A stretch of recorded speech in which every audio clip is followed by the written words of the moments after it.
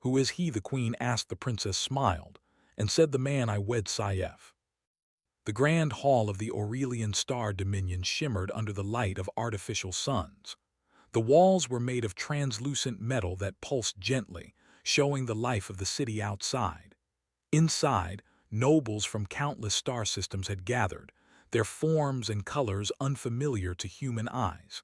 Some were tall and thin, others short with multiple limbs. Each wore their ceremonial attire, decorated with jewels or holographic symbols of their home worlds.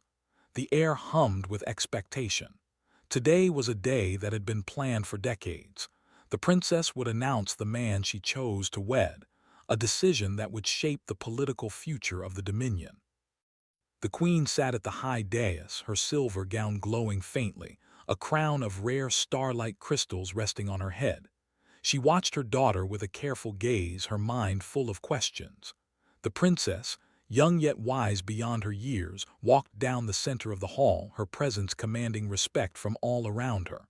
Whispers rippled through the crowd. Who would she choose? Surely it must be someone of high rank, someone powerful, someone the galaxy already knew. The murmurs became louder when the princess stopped at the center and turned to face the queen. Her expression was calm, almost serene. She looked directly at her mother, her eyes bright with certainty. "Mother," she said softly but clearly, "I have chosen who I will marry." Even the distant guards seemed to pause, waiting for her to speak the name. "And who is he?" the queen asked, her voice steady but carrying the weight of generations of rulers. The princess smiled. It was not a smile of pride or arrogance, but one of quiet confidence. "The man I wed," she said, "is already here." Attendants stepped forward, showing titles and ranks. Envoys nudged one another, whispering theories. The crowd expected a hero from a distant empire, a legendary strategist, a being of immense power. Surely the princess could not mean. And yet, all eyes turned to the edge of the hall, where the figure the princess had chosen stood. He was human. By galactic standards, he seemed ordinary.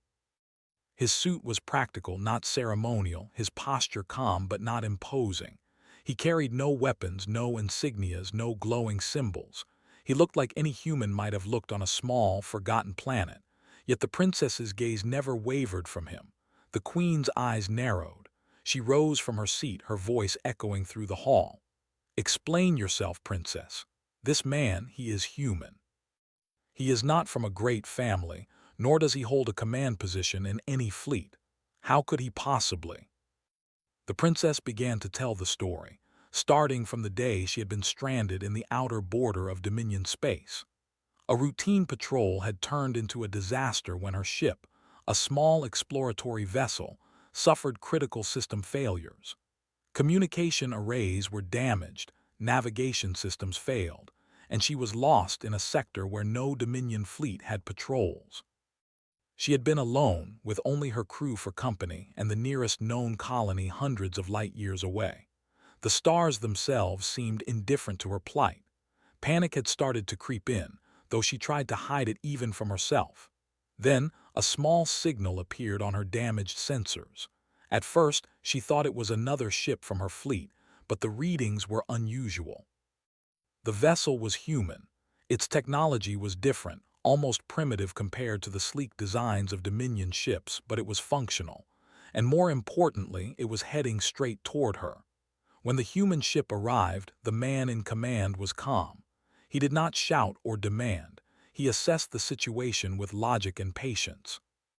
While others might have panicked or hesitated, he immediately began organizing repairs, coordinating with the princess's crew, and calculating escape trajectories.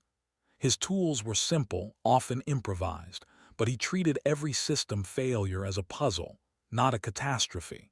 The princess described how she had watched him for hours. He was not strong by alien standards. He had no enhanced limbs, no natural armor, no mental abilities beyond what any human could achieve. And yet, he was extraordinary. He anticipated problems before they happened. He encouraged her crew, motivating them not by fear or rank but by trust and understanding. "Humans," she explained to the court, have a way of surviving that others cannot understand. They are fragile in appearance but resilient in ways that matter most. They adapt, they endure, and they refuse to give up even when the odds are against them. "And you fell in love with him during this ordeal?" she asked, her voice a mixture of disbelief and curiosity. The princess shook her head. "It was not love at first sight, mother. It was respect. It was admiration. It was seeing a being who faced impossible odds and chose to rise anyway. Over time, that respect grew into something deeper, but my choice is not just personal. It is also about the future. He represents what humans can achieve when they are trusted, when they are given a chance." And yet here was a human who had survived alone, led an alien crew, and solved problems that even experienced commanders could not. The princess continued, describing the weeks she had spent stranded. She and the human had navigated dangerous asteroid fields, outsmarted pirate crews, and repaired systems that should have been impossible to fix. He had no military training, yet he could read the intentions of enemy captains better than seasoned tacticians. He had no royal blood, yet he had shown leadership when every other option had failed. "The galaxy often judges humans by appearances," she said, her voice calm but firm. "They see our small ships, our simple tools, our lack of natural power. But they do not see the mind, the spirit, the ingenuity. They do not see that we fight not because we seek glory, but because we refuse to surrender to fate." There was a spark in the human's actions, a quality that could not be measured by weapons or titles. The queen finally leaned forward, her curiosity now outweighing her doubt. "And you truly believe this man will protect not only you, but our people? And not because he is stronger than others, not because he is older or wiser, but because he understands survival in a way no one else does. He understands what it means to build, to protect, and to adapt. That is the gift he brings. That is why I choose him." Yet every eye in the hall was drawn to him. Some were filled with doubt, some with curiosity, and some, silently, with awe. The queen exhaled slowly. She realized that the court had been expecting something grand, something obvious. They had expected a display of power. Instead, they were faced with a quiet human who had done the impossible. For the first time in her long life as a ruler, the queen felt a mixture of pride and humility. Pride for her daughter, who had the courage to follow her own heart and judgment. Humility because the galaxy had underestimated humans for centuries, and she had nearly done the same. Outside the hall, the city continued its rhythm of life, unaware of the small human who now stood at the center of galactic attention. He was ordinary, yes, but he carried with him a strength that no empire could measure. And soon, the galaxy would have to see it for itself. The princess stepped closer to him, taking his hand. "Are you ready?" she asked softly. He nodded, a quiet determination in his eyes. "I am," he said. The queen looked around the hall once more. This was a moment that would be remembered for centuries, not because of jewels or crowns, but because a human had stood where no one expected, and the princess had chosen him.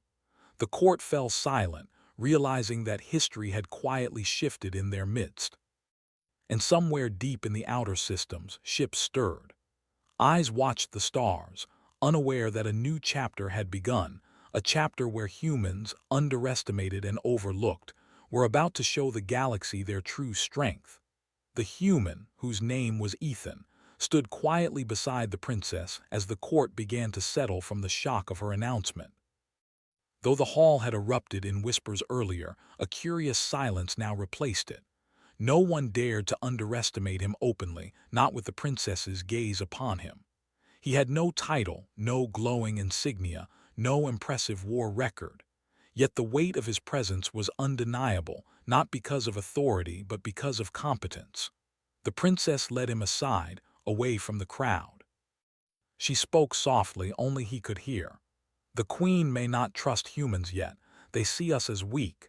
You need to show them what we can do, not with words but with actions." Days passed as the Dominion prepared for a scheduled council of fleet commanders. Reports from the outer borders warned of a coalition of hostile alien species assembling just beyond Dominion space. Their fleet numbers were enormous, their weapons advanced, and their tactics known to be brutal. The court had counted on this marriage to strengthen political alliances, but no one had anticipated the arrival of a human as an advisor. When the council convened, murmurs followed Ethan into the chamber. Generals and admirals exchanged glances, some skeptical, others openly amused. A human. In the command council of the Dominion, the princess introduced him. "This is Ethan. He assisted me during a recent crisis in the outer sector.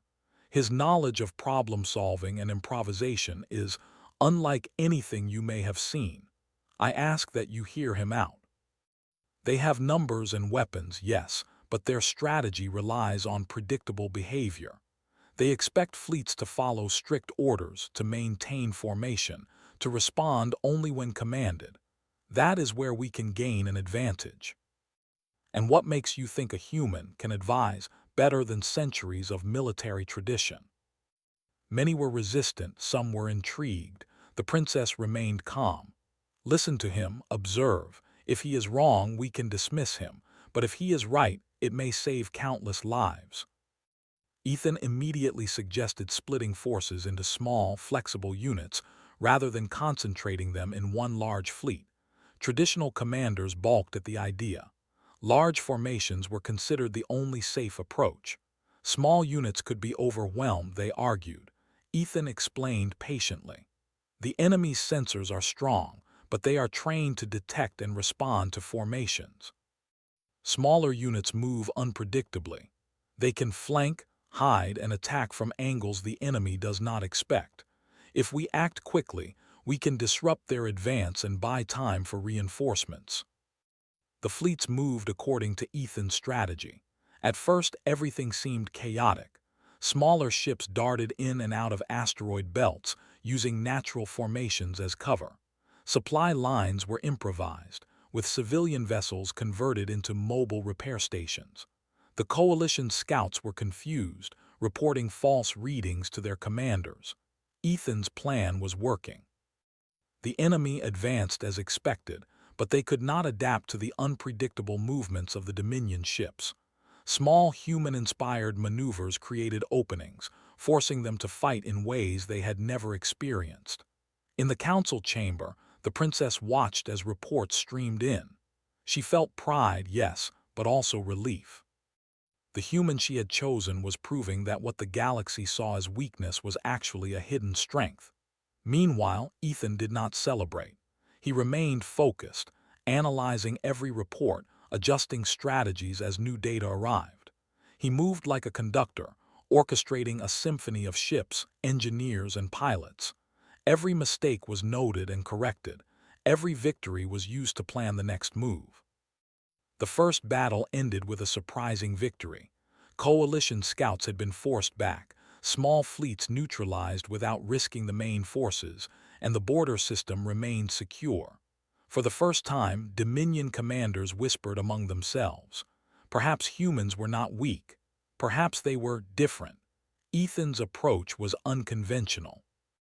He taught Dominion crews to trust their judgment, not just their orders. He encouraged creativity, improvisation, and cooperation. Pilots who had never been allowed to think beyond their commands now made split-second decisions that saved lives. Engineers found new ways to repair and improve ships in the field. Civilians were trained to assist, turning simple transport vessels into functional support units. The coalition, unaware of the shift in tactics, continued their advance, expecting the same predictable behavior. They encountered resistance that seemed random and disorganized at first, but was in fact carefully coordinated. Each skirmish forced them to rethink, to hesitate, and to lose confidence in their own plans. The princess and queen observed the progress from the high dais. The queen's initial doubt was fading, replaced by a cautious respect. Humans, she realized, were capable of extraordinary things when trusted and given responsibility. She had underestimated not only her daughter's judgment, but also the human spirit itself. Back at the front lines, Ethan faced challenges he had never anticipated. Supplies ran low, unexpected enemy tactics emerged, and communication networks were jammed. Yet he adapted, as humans always did. He found ways to redirect resources, improvise communication links, and even use the coalition's own strategies against them. Each obstacle was an opportunity to test creativity, and each victory reinforced the Dominion's position. Word of the humans' achievement spread quickly. Soldiers and crews, initially skeptical, began to admire him. They called him the thinker, the strategist, and the unexpected shield. Rumors even reached enemy ears, sowing confusion. How could a mere human outmaneuver seasoned commanders and powerful fleets? The princess often visited the command posts, observing Ethan as he worked. She saw the determination in his eyes, the focus, the patience. He did not seek glory. He did not demand respect. He simply worked, solving problems, protecting lives, and proving that humans were capable of far more than anyone had believed. The Queen finally spoke to him directly during a rare private moment. "You are remarkable," she admitted. "I did not believe humans could achieve such things. Yet here you are, saving our people and showing the galaxy a different kind of strength." This was a human, true to his nature, adapting and enduring against impossible odds. As the days passed, the coalition launched another attack, this time with a larger fleet. But Ethan's strategy continued to hold. He predicted their moves, used decoys to mislead them, and coordinated attacks that disrupted their formations. Ships moved like pieces on a chessboard, each maneuver calculated to maximize advantage while minimizing loss. The Dominion fleet, once uncertain and hesitant, began to trust their own instincts. They adapted, learned, and grew confident. Humans, it seemed, were teaching more than strategy.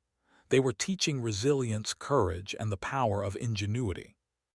By the end of the second week, the border systems were secure, and the coalition's advance had stalled. Dominion commanders who had once doubted a human's abilities now looked at Ethan with respect and even awe.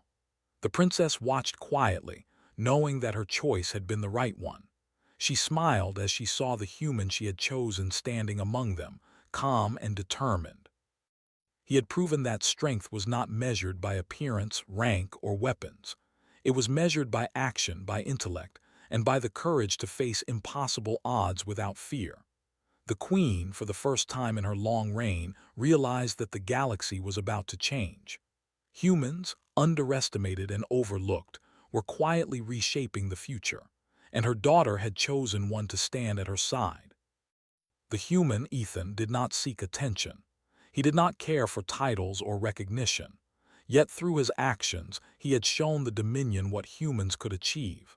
And in that moment the princess knew that together they could face any challenge, no matter how great or how dangerous. The Council of Commanders had learned an important lesson. Underestimating humans was a mistake that could no longer be made. And so, as the stars outside the council chamber continued their eternal dance, the human who had been chosen by the princess prepared for the battles yet to come, ready to show the galaxy that the strength of humanity was more than survival. It was brilliance in action, courage in adversity, and a determination that nothing could break. The victory at the border systems did not bring peace. Instead, it brought attention. Across the stars, the hostile coalition finally stopped underestimating the Dominion. More importantly, they stopped underestimating the humans. Their leaders studied reports again and again, trying to understand how smaller fleets had slowed their advance. The answer disturbed them. The problem was not the ships. It was the thinking behind them. They adapted. Within days, Dominion scouts detected something new. The coalition fleets were no longer moving in predictable lines. They split, regrouped, and used countermeasures designed to confuse decentralized forces. They learned quickly, and they were coming with everything they had. Ethan stood in the command center, eyes fixed on the shifting star map. Red markers multiplied across the display. The enemy was no longer testing the borders. They were preparing to break through them. Their main fleet will strike here, Ethan said, pointing to a vital system near the Dominion core. If they take it, they gain direct access to multiple inner worlds. The princess stepped closer. Then we don't stop them directly, she said calmly. Tell us what humans would do. We leave behind signals, abandoned stations, damaged ships. They will assume we are breaking. Overconfident enemies make mistakes. Proceed. All fleets will follow the human strategy. Engineers rewired old stations into traps. Drones hid inside asteroid fields. Civilian ships were disguised as wreckage but filled with sensors and relays. The coalition advanced deeper. Then the unexpected happened. The enemy launched a surprise maneuver, bypassing the prepared zones and heading straight for the system where the princess herself was stationed. It was a bold move, risky and aggressive. The command center erupted in alarms. They changed course, an officer shouted. Ethan's eyes widened. They learned faster than expected. The Queen's voice echoed through the chamber. Explain. No. You, the Queen asked. Ethan nodded. Give me a small fleet, human volunteers, mixed crews. We will stay visible. We will make them chase us. You will have your fleet. He ran. His fleet moved through narrow paths, asteroid clusters, radiation zones. Human pilots flew by instinct, reacting faster than automated systems could predict. Coalition ships followed, growing frustrated as they failed to land decisive blows. All units, Ethan said calmly over the comms, remember your training. Trust yourselves. Drones swarmed enemy sensors, feeding false data. The coalition fleet found itself surrounded. Panic spread through their ranks. Ethan's ship took heavy damage. Systems failed. Power flickered. Smoke filled corridors, yet the crew did not break. Humans and aliens worked side by side, fixing what they could, adapting on the move. Jump drive offline, an officer reported. Ethan nodded. Then we finished this without running. When he returned to the capital, the atmosphere had changed. He was no longer seen as an outsider. The Queen personally greeted him. You risked everything, she said, and you saved us. You showed the galaxy who humans really are. From this moment on, she declared, humans will be recognized as full allies of the Dominion. And when pushed to the edge, they pushed back harder. The galaxy did not change in one day, but after the battle where the coalition fleet was trapped and defeated, nothing stayed the same either. News traveled faster than ships ever could. Across star systems, leaders, traders, and warriors spoke the same words with disbelief. A human had outthought a superior force. A human had stood at the center of a strategy that saved an empire, and he had done it without demanding power, without claiming glory. Ethan recovered slowly. His injuries were not life-threatening, but they reminded him that he was still human, fragile, mortal. Yet when he walked through the capital again, he felt eyes following him everywhere. Not with doubt this time, but with respect. The princess walked beside him through the high gardens of the palace. The artificial sky above glowed with shifting colors, reflecting a peaceful moment the Dominion had not known in a long time. The coalition is withdrawing, she said softly. Their alliance is breaking apart. They fear another trap. Careful people stop making reckless wars. They wanted to understand what had changed. When the court assembled, the Queen stood tall and proud. Her voice carried across the hall. The Dominion stands today because we learned a lesson, she said. Power does not come only from size, weapons, or age. It comes from adaptation, from cooperation, from the will to endure. This human represents a species that has survived disaster, division, and extinction threats, not by dominance, but by refusing to give up. That is why my daughter chose him, and that is why the Dominion recognizes humanity as a full and equal partner. Ethan stepped forward, uncomfortable with attention.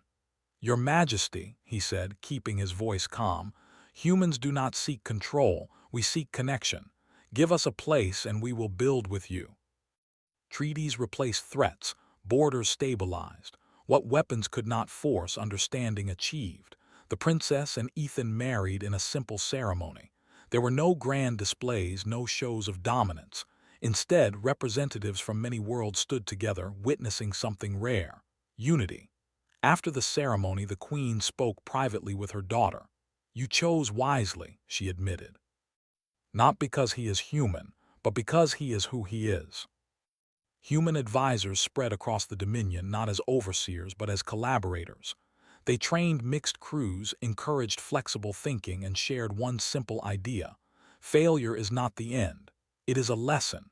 Years passed. The galaxy adjusted. New threats arose, as they always would, but they were met differently now. Fleets communicated instead of competing. Species shared strategies instead of hiding them. And when plans failed, humans helped rebuild what was broken. One quiet evening, Ethan and the princess stood on a balcony overlooking the stars. Ships moved peacefully along trade routes that once burned with conflict. "Do you think they will remember?" the princess asked. "What humans did here?" "They don't need to remember us," he said. "They just need to remember what's possible." No one whispered about weakness. They watched with trust. Far across the galaxy, stories spread. Not exaggerated legends, but quiet truths. Humans were not the strongest. They were not the oldest. They were not the most advanced, but they adapted. They endured. They learned. And when the galaxy stood at the edge of chaos, humans did not push it over. They pulled it back. The queen, now older, recorded a final message for the archives of the Dominion. "We once believed power was inherited," she said.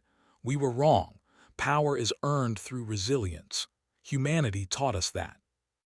And somewhere among them, humans worked quietly, proving again and again that survival was not about domination, but about the courage to keep moving forward, even when the universe said you should not.